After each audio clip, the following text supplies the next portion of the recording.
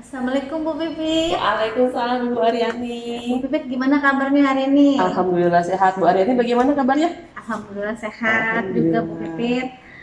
Bu Pipit saya ada tugas nih buat supervisi rekan sejawat. Kira-kira Mm-mm. Bu Pipit ada waktu nggak untuk saya melihat kelas Bu Pipit Boleh, boleh. Gimana nanti kalau hari Jumat aja ya? hari Jumat? Oke, saya note ya Bu ya hari Oke. Jumat. Tapi sebelum saya masuk ke kelas Bu Pipit, saya ada beberapa pertanyaan nih Bu. Mm-mm. Eh, Nomor satunya itu pertanyaannya, apa yang menjadi permasalahan dalam pembelajaran Ibu di kelas selama ini? Permasalahannya itu anak saya itu memiliki karakteristik yang sangat beragam. Dari yang motivasinya tinggi sampai yang motivasinya rendah, dari tingkah lakunya yang aktif dan sampai tingkah laku yang sangat pendiam. Nah, yang dari berbagai tingkah laku dan karakteristik inilah yang menjadi tantangan buat saya di dalam kelas. Oh, itu. Lalu apa yang bisa menjadi patokan bahwa tujuan Ibu itu sudah berhasil dicapai? Ketika pemberian materi, tujuan pembelajaran saya itu sudah tercapai. Hal ini bisa dilihat dari ketika penilaian formatif di kelas dan penilaian sumatif, anak-anak berhasil mendapatkan nilai di atas nilai minimal. Oh. Lalu apa yang membuat Ibu menginginkan hal itu berhasil? Saya ini sebagai ingin mengantarkan anak-anak gitu ya, mengantarkan anak-anak itu mencapai tujuannya mereka lah. Mereka ingin minatnya mereka, bakatnya mereka kemana, saya ingin mengantarkan mereka gitu. Gitu. Kemudian langkah apa yang sudah Ibu lakukan untuk mendapatkan keinginan Ibu itu terwujud? Langkahnya satu yang pasti, terutama saya ketika saya memberikan materi di kelas dengan karakteristik anak yang berbeda-beda, berarti saya harus mengenal dulu nih karakteristik anak-anak saya itu di kelas seperti apa dan metode yang sesuai untuk anak-anak saya ajarkan itu seperti apa. Ada nggak sih untung ruginya dari langkah yang sudah Bu Pipit ambil ini? Untung rugi ya, kalau untungnya sih sebenarnya banyak ya, karena kita sudah mengkarakteristikan anak-anak, berarti untungnya ke mereka tujuan pembelajaran tercapai. Ruginya itu memang lebih banyak memakan waktu, karena kita harus mengenal karakter anak, baik itu dari karakter dari keluarga, lingkungan sosial, dan di kelas. Gitu. Terus gimana upaya Ibu itu supaya berhasil? Supaya berhasil dengan cepat? Berhasil itu saya tidak mengenyampingkan peran orang tua yang lain ya. Jadi memang saya menggali informasi, jujur saya menggali informasi dari orang tua yang lain tentang karakteristik anak-anak saya, terutama ketika orang tua saya maunya mengkonfirmasi ketika anak itu di kelas seperti ini, apakah kelakuan anak itu di rumah juga seperti itu. Ditambah lagi barangkali di ada teman yang rumahnya berdekatan, dan biasanya saya juga mengkonfirmasi dengan orang tua lain bagaimana perilaku anak-anak tersebut di lingkungan rumah ataupun di lingkungan keluarga. Jadi nggak satu aja ya Bu ya datanya. Kemudian sudah ada hasilnya belum Bu? Alhamdulillah, karena saya melakukan mengkarakteristikan anak, saya mengkelompok-kelompokkan anak, hasilnya ya jadi saya tidak memaksakan anak, jadi ketika anak bisa belajar dengan gayanya mereka, saya tidak memaksakan untuk mereka mengikuti gaya saya. Ketika Ibu melakukan ini, Ibu kan tidak sendiri ya biasanya. Nah, siapa saja yang terlibat untuk melakukan kegiatan tersebut? Itu tadi saya bilang, karena saya tidak mengesampingkan peran orang tua ya. Dan saya saya merangkul orang tua dalam pengkarakteristikan itu. Kalau dalam skala pencapaian nih, kira-kira Bu Pipit dalam skala berapa nih untuk mencapai keberhasilan tersebut? Kalau skala sekitar 8 sampai 9 lah ya. Insya Allah bisa sampai segitu. Kemudian untuk skala keberhasilannya tuh bisa diukur Ibu Pipit maunya berapa? Harapannya nih? Iya. Kalau berharap sih saya pengen berharap maksimal ya. Iya. Ya berharap ya antara 9 sampai 10 lah ya. Mudah-mudahan nanti bisa tercapai ya Bu. apa yang Ibu impikan dan inginkan, dan mudah-mudahan nanti kita coba di kelas. Nanti kita lanjut lagi ke wawancara berikutnya. Oke. Terima kasih banyak ya Bu Pipi. Sama-sama Bu Aryani, sampai ketemu lagi hari Jumat ya. Oke. Assalamualaikum. Waalaikumsalam.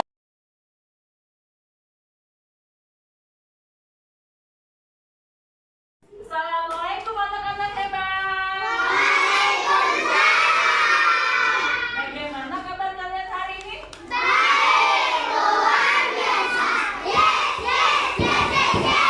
Alhamdulillah kalian dalam keadaan sehat selalu ya.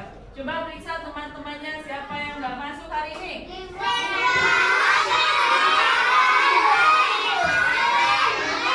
Aben, Alia, Richard. Ada yang sama kalian, ada yang tahu? Mana? Kalian kurang kampung, Bapak Aben sakit, Alia sakit, Rifan sakit. Yuk kita doakan buat teman-teman kalian. Richard sakit. Kita doakan teman-teman kalian yang sakit, mudah-mudahan teman-teman kalian segera sehat dan dapat kembali belajar bersama kalian. Oke, sebelum kita memulai pembelajaran hari ini, kita berdoa dulu sesuai keinginan masing-masing. Sekarang gilirannya siapa ya? Salsa udah, coba Al, ayo Al. Ayo Al. Ya nanti, ya. Sekarang sesuai gilirannya dong, yang kencang Al. Ya. Duduk siap. Siap. Teman-teman, sebelum kita belajar, kita membaca doa sesuai ayat. Berdoa dimulai.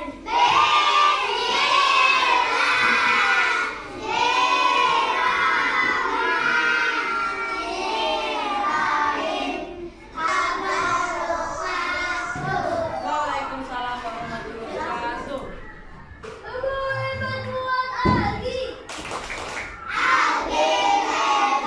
Terima kasih Algi.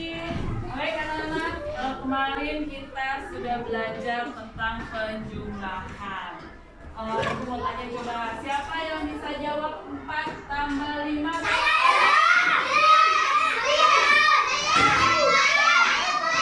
Oke, sebelum kita mulai kita berkesepakatan dulu ya. Kita berkesepakatan dulu.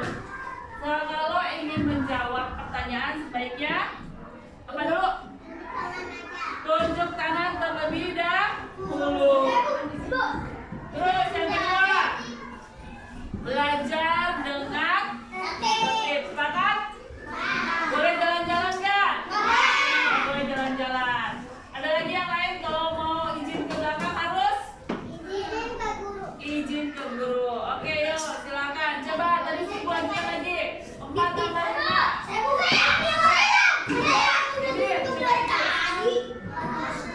Tambah 5. 9 benar nggak? Tepat, hebat, Tidin. Lagi. 6 tambah. Dari materi ini adalah agar kalian dapat menghitung dan menyatakan angka jumlah untuk urutan bilangan dalam kehidupan sehari-hari, serta kalian dapat menentukan posisi letak benda atas, bawah, depan, belakang, kanan, dan kiri. Oke, nyanyinya nanti belakangan. Oke, sekarang coba kalian angkat tangan kalian di mana posisi atas. Atas mana atas? Tunjuk. Mana bawah? Bawah mana bawah? Oke. Sebelah kanan mana kanan? Tangan kanan kalian mana? Tangan kanan kalian mana? Kanan. Untuk kita semua. Pintar ya, kalian lihat itu benar. Coba sekarang kalian amati. Kita amati di depan. Coba kalian lihat di depan ada apa aja? Foto siapa aja? Presiden sama Pancasila. Oke, coba sekarang kalian lihat ke depan.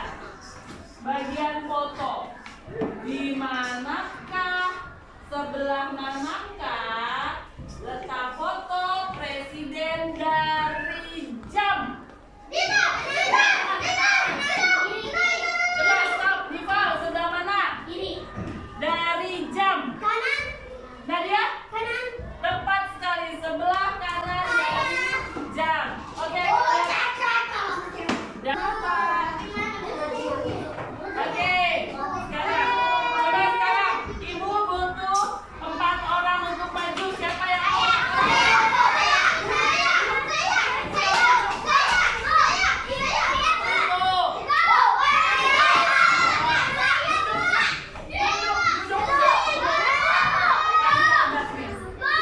Duduk terus yang pilih.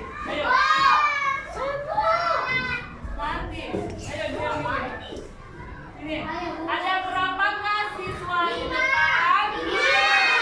Siapa aja? Dari stop. Sebutkan dari sebelah kiri Ibu. Siapa aja? Sebelah kiri Ibu. Perhatikan beritanya. Dari sebelah kiri Ibu.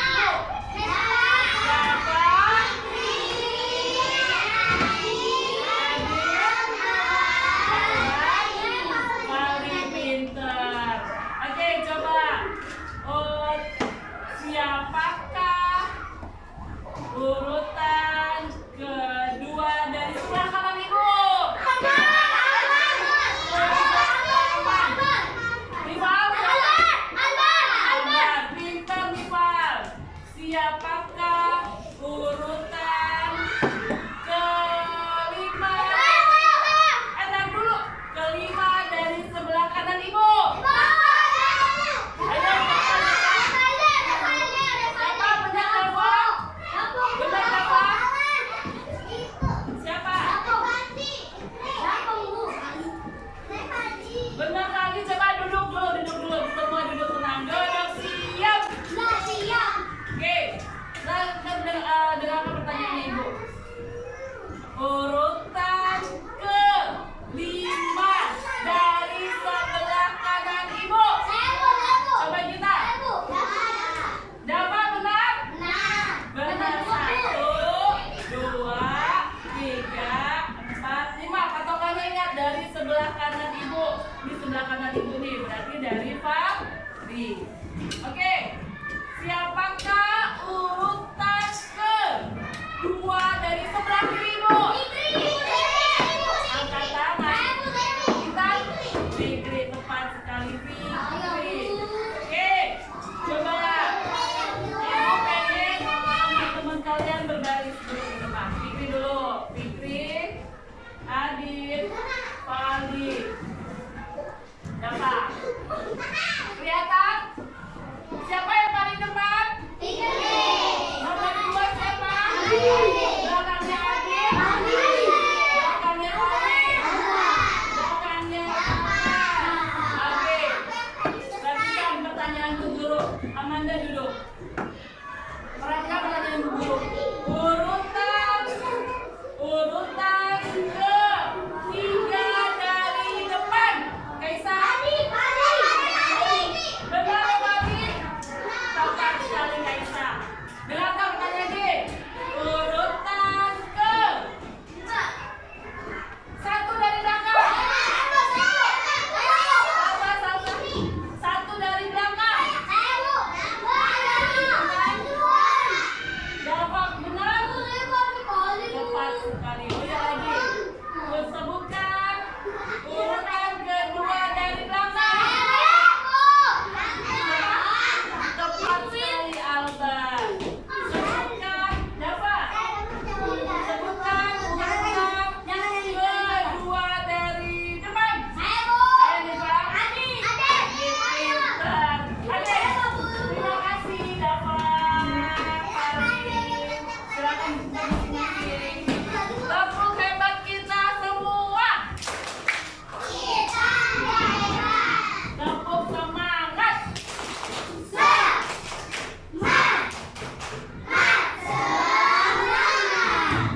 Oke, yuk kita tarik kesimpulannya. Coba sekarang kita tunjuk pakai tangan kalian di manakah posisi atas. Tunjuk. Di mana? Udah. Sampai sini apakah kalian sudah paham? Ada yang mau kalian tanyakan? Ada apa? Ada mau tanyakan? Nggak lucu. Udah. Oke, sekarang ibu punya lembar kerja. Lembar kerja ini silakan kalian diskusikan berkelompok. Satu kelompok ini nih, ini semeja. Ini sekelompok. Tiga sama Cynthia.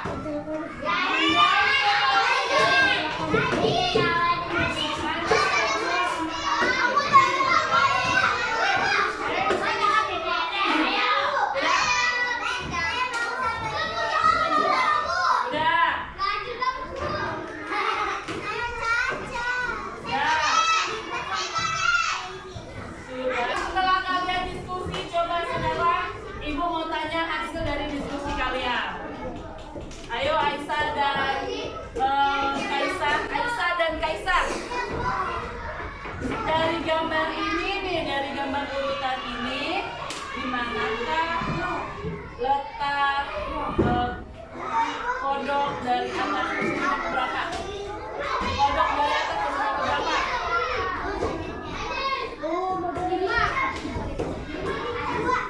Dari atas 5, tepat sekali. Kenapa betul yang kata berapa? Oke, tepuk hebat untuk kelompok A, untuk kelompok B. Hebat. Apa? Oke, baik anak-anak, sampai sini apakah ada yang mau kalian tanyakan? Tidak? Oke. Oke, mudah-mudahan kalian tetap sehat selalu, tetap jaga kesehatan. Sampai ketemu lagi besok. Assalamualaikum warahmatullahi wabarakatuh. Waalaikumsalam warahmatullahi wabarakatuh. Baik, bismillahirrahmanirrahim. Assalamualaikum warahmatullahi wabarakatuh. Hari ini pelaksanaan pendampingan individu ke-5 untuk CGP atas nama Ibu Aryani Wahyu Pertiwi ya, di SDN Sukapura 05 pagi. Pada kesempatan ini saya akan sedikit melihat percakapan pasca observasi.